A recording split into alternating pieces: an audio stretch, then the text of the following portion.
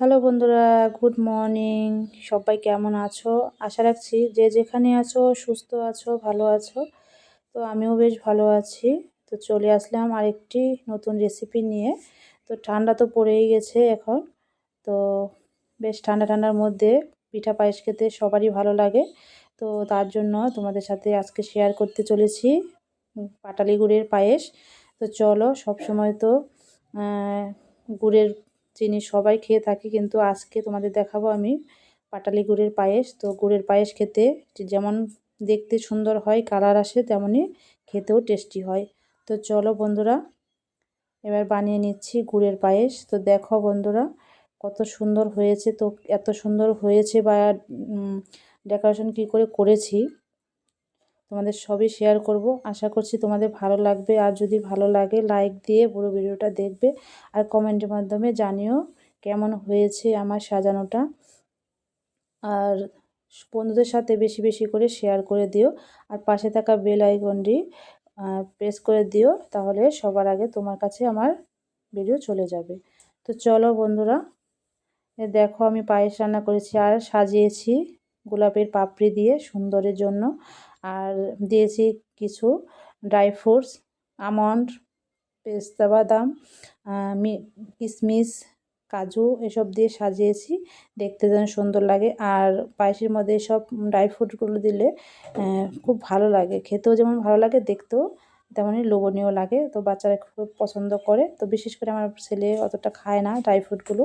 তো যাই হোক, সুন্দর দেখানোর জন্য একটু ডেকোরেশন করেছি আমি। তো বলো কেমন হয়েছে সাজানোটা।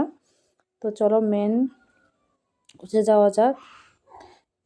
আমি করেছি গুড়ের পায়েসটা, আর গরুর দুধ অল্প নিয়েছি, আর হচ্ছে আমল দুধ নিয়েছি। তো চলো বন্ধুরা, এবারে পায়েসটা রান্না করা যাক।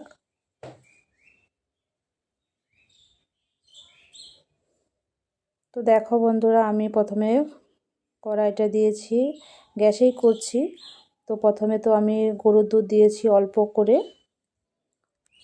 তারপরে গরুর দুধটা একটু ফুটিয়ে নিয়েছি, তারপরে দিয়েছি আমল দুধটা। কেন কি গরুর দুধ পুরোপুরিও দেওয়া যায়, গরুর দুধ খুব ভালো লাগে গরুর দুধের পায়েস, কিন্তু আমার হাফ কেজির মতো ছিল গরুর দুধ, ওর জন্য মিক্স করে দিয়েছি। তো তোমরা চাইলে পুরোপুরি গরুর দুধ দিয়ে করতে পারো বা আমার দুধ দিয়েও করতে পারো, কিন্তু আমার দুধ দিয়ে করলে একটু টেস্টটাও ভালো আসে, ঘন দুধ যেহেতু।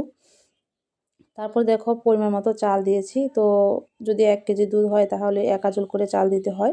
তো যাই হোক, তোমাদের পরিমাণ মতো চাল দিয়ে দিবে। আর গোবিন্দভোগ চালটা একটু বেশি দিলে অসুবিধা নেই, কেন কি এটা তাড়াতাড়ি গলে যায়।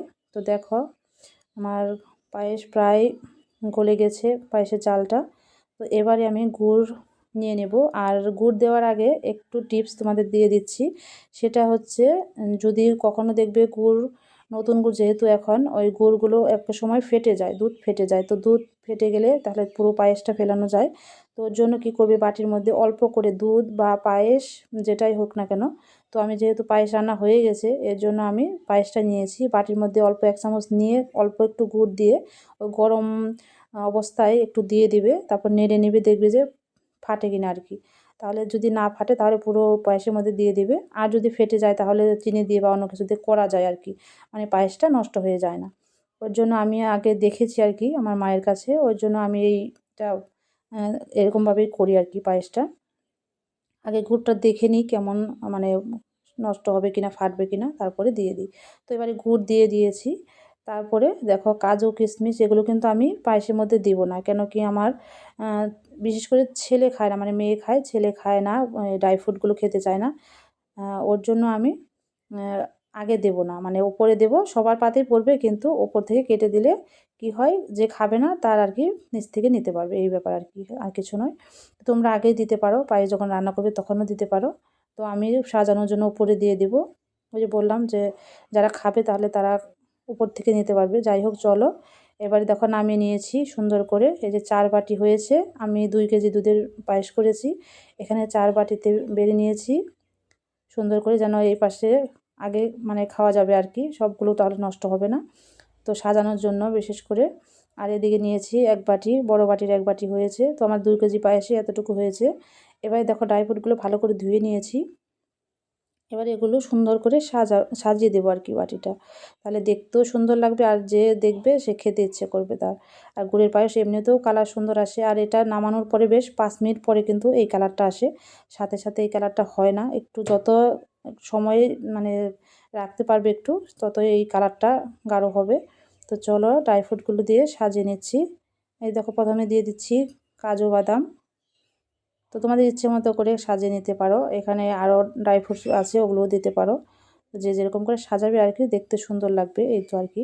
তো দেখো সমস্ত ড্রাই ফ্রুটস পায়েস রান্না করা কমপ্লিট, আর দেখো কত সুন্দর হয়েছে বলবে কমেন্টের মাধ্যমে। তো আশা করছি ভালো লাগবে, যদি ভালো লেগে থাকে লাইক কমেন্ট শেয়ার করে দিবে। আর তো দেখো বন্ধুরা ফাইনালি আমার ডেকোরেশন করা কমপ্লিট হলো। এবার দেখো কেমন হয়েছে, আশা করছি তোমাদের সবার পছন্দ হবে।